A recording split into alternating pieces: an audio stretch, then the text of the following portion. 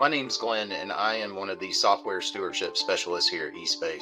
And in this video today, I will be doing a high-level overview of our event scheduler module that we offer here at eSPACE. I'm going to show you different ways that you can streamline the bookings of events and meetings in your spaces on your campus. All right, so the first highlighted feature that I'd like to show here is something that we launched back in March of this year, and that is called floor plan. And with this feature, as you can see here, I have a layout of a campus and my spaces that are in my campus. I also have in here where my emergency exits are located. I have where my cameras are located, and there's other layers to this. I even have an evacuation route for the office area put in here as well. But what you can do on the event side of things is I can come here and click on a space. So I'm going to click on this room 101, and I can actually look at upcoming events for this space. And then if I choose to, I could come down and I could actually start the event create process from here, booking for that space that we selected. This is a very powerful feature. It has lots of details to it.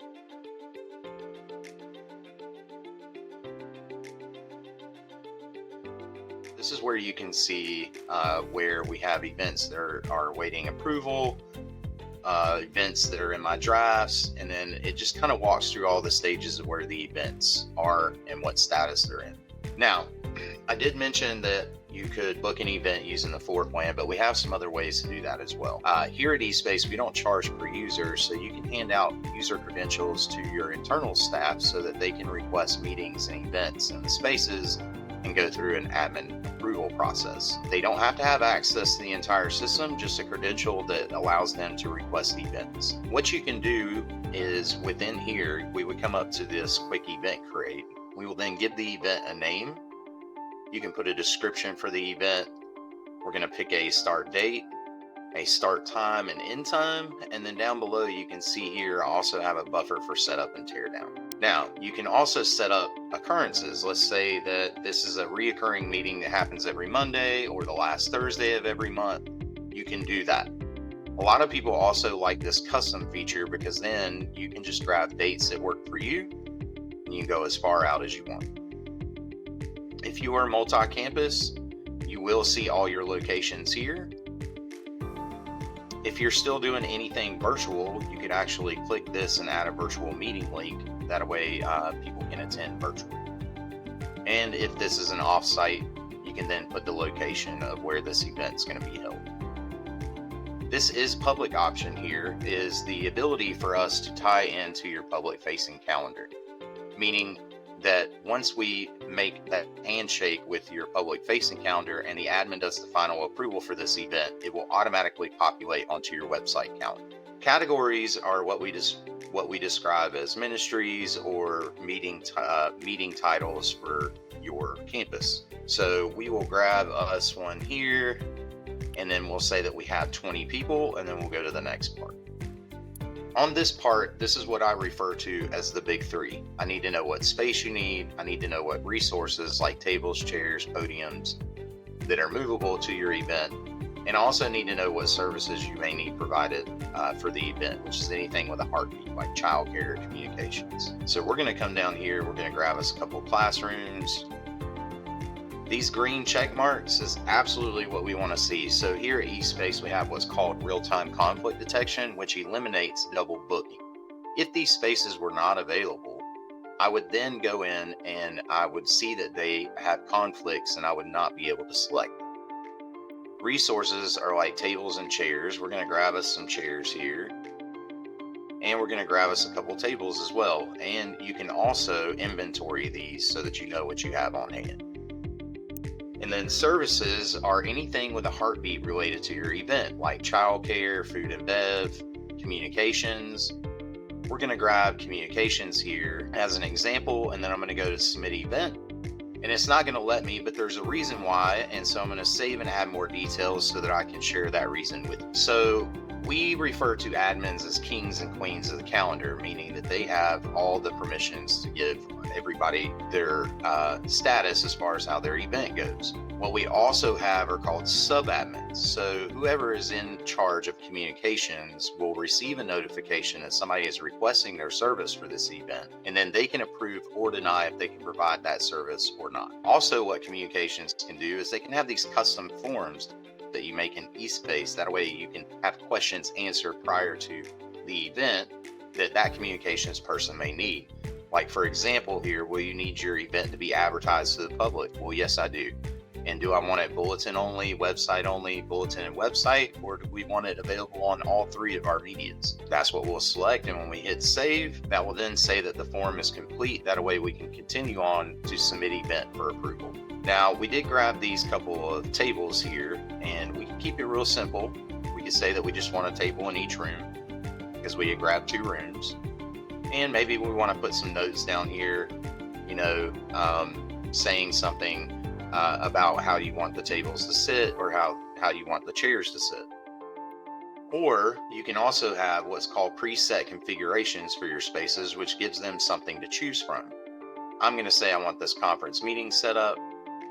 And once I do so, it adds it here, and I even have a visual representation of what that's going to look like.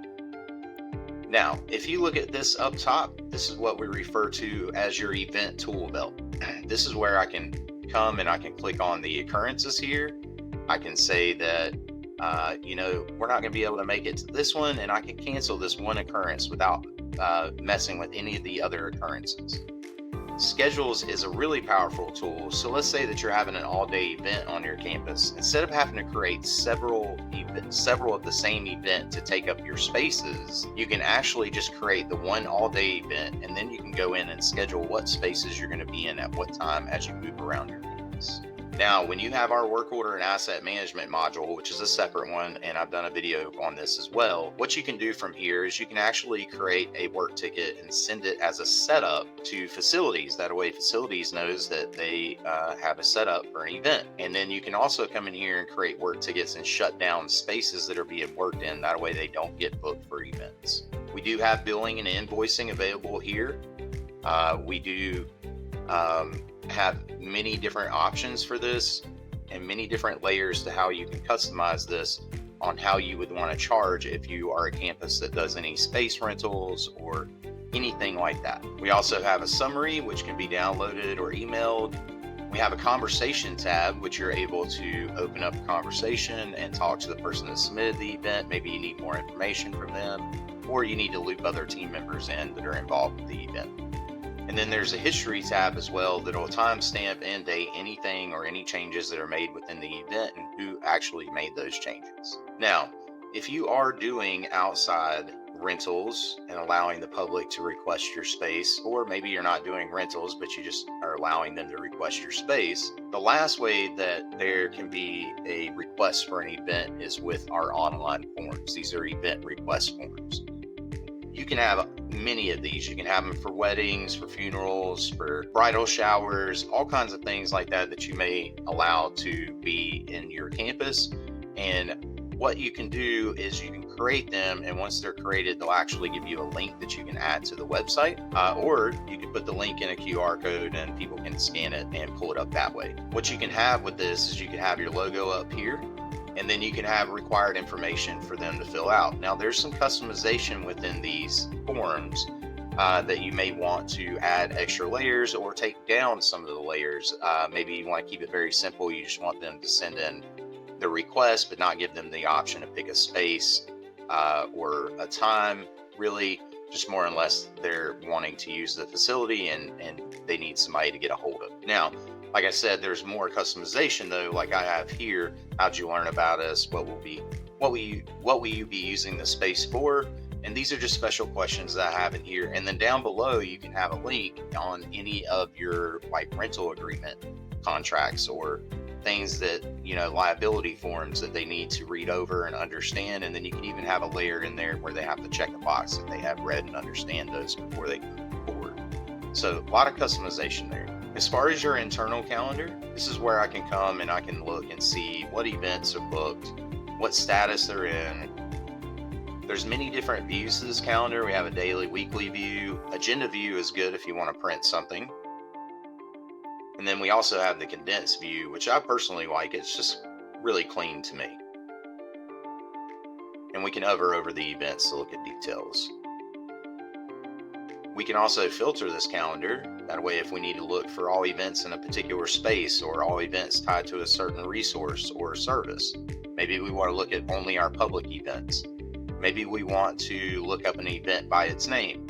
So many different ways that you can filter the calendar to find what you're looking for.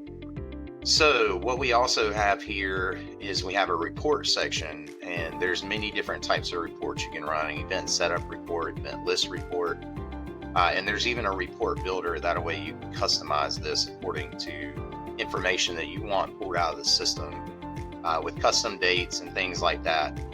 But plenty of reporting going on here.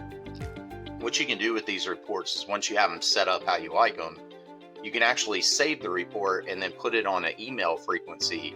Like, let's say you want this in everybody's inbox every Monday morning with the information provided, you can. We also have analytics,